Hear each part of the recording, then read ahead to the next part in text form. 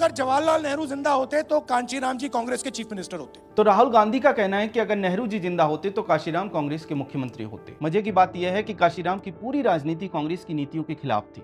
इससे भी बड़ी बात यह है कि काशीराम मुख्यमंत्री बनना ही नहीं चाहते थे। अगर बनना चाहते तो उनके पास कई मौके थे। उनकी खुद की बनाई हुई पार्टी बीएसपी सत्ता में आई, लेकिन उन्होंने खुद सीएम न बनकर मायावती को मुख्यमंत्री बनाया। तो ये कहना कि नेहरू जिंदा होते तो काशीराम कांग्रेस के मुख्यमंत्री होते, समझ से परे है। ऐसा इसलिए भी क्योंकि नेहरू ने जिंदा रहते हुए किसी भी राज्य में किसी दलित को कांग्रेस का चीफ मिनिस्टर नहीं बनाया, तो काशीराम को कैसे बना देते।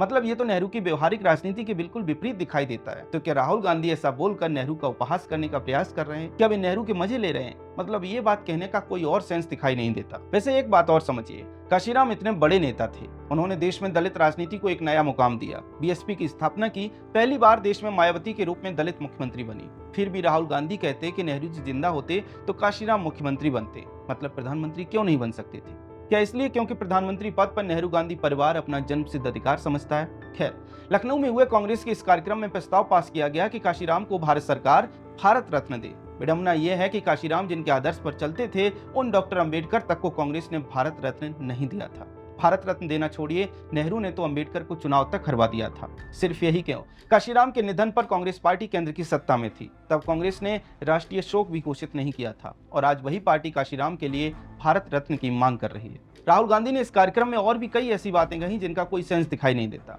आप उनके इस बयान को देखिए। मैं गया था, दिल्ली यूनिवर्सिटी गया था।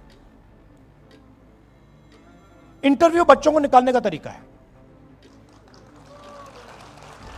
आपकी जात क्या है भैया, आप इंटरव्यू में फेल। अब दिल्ली यूनिवर्सिटी के आधिकारिक बयान को देखिए। The standard admission process does not mandate interview for the most under graduate and post graduate programs. मतलब ये कि दिल्ली यूनिवर्सिटी में एडमिशन के लिए ज्यादातर अंडर ग्रेजुएट और पोस्ट ग्रेजुएट प्रोग्राम्स में इंटरव्यू नहीं होते। इसका अर्थ ये हुआ कि राहुल गांधी का ये दावा झूठ है, गलत है, भ्रामक है। अब उनके इस बयान को देखिए। आरएसएस के संगठन की लिस्ट निकालिए, जो उनके प्रचारक लोग हैं, जो उनका सीनियर आरएसएस का जो सेंटर है, उसमें आपको एक ओबीसी नहीं मिलेगा, एक दलित नहीं मिलेगा, एक आदिवासी नहीं मिलेगा। अब इसे देखिए, ये अखिल भारतीय वनवासी कल्याण आश्रम की वेबसाइट है। ये संगठन आदिवासियों के लिए काम करता है, आदिवासियों के साथ काम करता है। मजे की बात यह है कि ये आरएसएस का संगठन है। मतलब ये कि राहुल गांधी कहते हैं कि संघ में आदिवासी नहीं है, जबकि आरएसएस एक पूरा संगठन ही आदिवासियों के लिए चलाता है। जहां तक बात यह है कि आरएसएस में बड़े पदों पर दलित, पिछड़े, आदिवासी नहीं है, तो सीधी बात है कि आरएसएस में कोई भी किसी भी जाति का नहीं होता, सब भारतीय होते हैं। आप कहीं से भी आंकड़े नहीं जुटा सकते कि आरएसएस में कितने लोग किस जाति के हैं, इसलिए इस दावे का कोई औचित्य नहीं है। अब आप राहुल गांधी का ये बयान देखिए। और मैंने कहा, ये जो हरदीपपुरी बैठा है, ये जिसको आपने ऑयल मिनिस्टर बनाया, ब्यूरोक्रेसी से उठा के ऑयल मिनिस्टर बना दिया।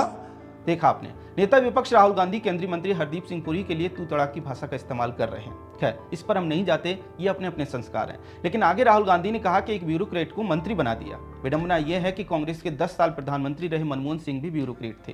कांग्रेस के मंत्री रहे मणिशंकर अय्यर भी, नटवर सिंह भी ब्यूरोक्रेट थे। कांग्रेस के समय लोकसभा स्पीकर रही मीरा कुमार भी ब्यूरोक्रेट थी। तो ब्यूरोक्रेट को मंत्री बनाने की बात किस मुंह से राहुल गांधी कर रहे हैं? राहुल गांधी ने इसी तरह की और भी कई बातें कही हैं जिनका कोई सेंस नहीं बनता। ऐसे में एक बात साफ तौर पर कही जा सकती है कि राहुल गांधी जेब में जिस संविधान की किताब लेकर घूमते हैं, या तो उस किताब में कुछ लिखा नहीं, और अगर लिखा है तो राहुल गांधी ने कुछ पढ़ा नहीं। क्योंकि अगर पढ़ा होता तो कम से कम नेता विपक्ष होकर भी इस तरह की झूठी, फर्जी, तथ्यहीन बातें बार बार रिपीट ना करते।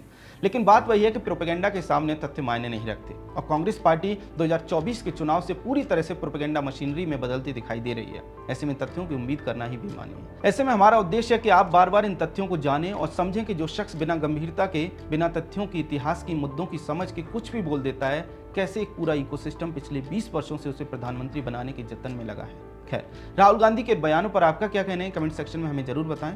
अगर आपको हमारा कंटेंट पसंद आता है तो हमारे चैनल को सब्सक्राइब भी कर लें। जय हिंद।